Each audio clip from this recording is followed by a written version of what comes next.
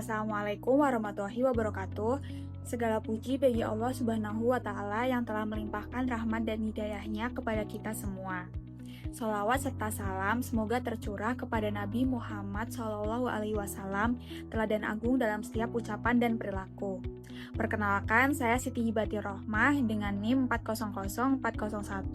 400140123630053. Pada kesempatan ini, di video ini saya akan memaparkan bagaimana makalah dengan judul Peran Komunikasi dalam Islam sebagai upaya menyempurnakan keimanan dan keakhlakan.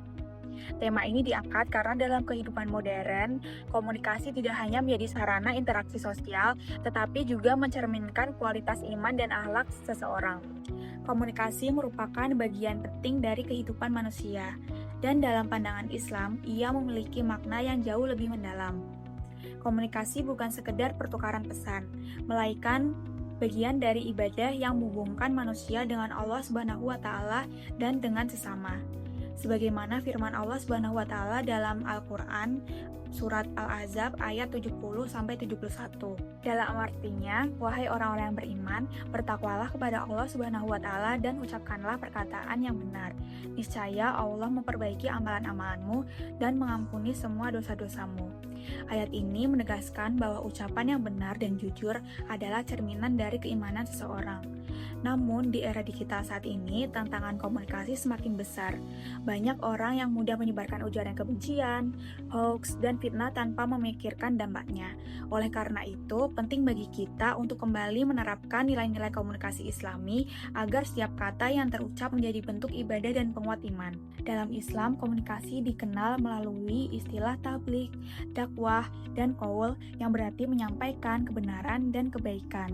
Menurut Al-Dawiyah 2021, komunikasi Islami mencakup 3 dimensi utama. Yang pertama, vertikal, yaitu hubungan manusia dengan Allah Subhanahu wa Ta'ala melalui doa, zikir, dan ibadah. Yang kedua, horizontal, yaitu hubungan manusia dengan sesama dalam kehidupan sosial. Yang ketiga, yaitu sosial dan dakwah, yakni penyampaian nilai-nilai Islam melalui ajakan yang penuh hikmah dan kasih sayang. Komunikasi sendiri di Islami memiliki 5 prinsip utama, yaitu qaulan sadidan yang berarti perkataan yang benar, yang kedua qaulan layyinan yaitu perkataan yang lembut, yang ketiga qaulan ma'rufan yaitu perkataan yang baik, yang keempat yaitu qaulan kariman yang berarti perkataan sopan, dan yang terakhir qaulan masyuran yaitu perkataan yang menenangkan. Prinsip-prinsip ini menjadi pedoman agar komunikasi tidak sekedar efektif tetapi juga mencerminkan akhlak dan keimanan yang kuat. Komunikasi Islami berfungsi memperkuat hubungan spiritual dengan Allah Subhanahu wa Ta'ala. Melalui perkataan yang benar, jujur, dan bermanfaat, seorang muslim dapat menjaga lisannya dari keburukan dan memperindah amalnya. Komunikasi Islam bersifat transformatif karena mampu mengubah perilaku menuju kebaikan melalui amar ma'ruf nahi mungkar. Selain memperkuat keimanan, komunikasi Islami juga membentuk akhlak yang mulia sebagaimana firman Allah Subhanahu wa Ta'ala dalam Quran surat Ali Imran ayat 159. Dalam surat tersebut yang artinya, maka disebabkan rahmat Allah dari Allah lah engkau bersikap lemah lembut terhadap mereka. Sekiranya engkau bersikap keras lagi berhati kasar, tentulah mereka menjauh dari sekitarmu. Ayat ini menunjukkan bahwa kelembutan dalam berbicara dan bersikap merupakan cerminan Rasulullah SAW. Dengan komunikasi yang lembut, manusia dapat menumbuhkan kasih sayang, menghindari pertikaian, dan mempererat ukhuwah Islamiyah.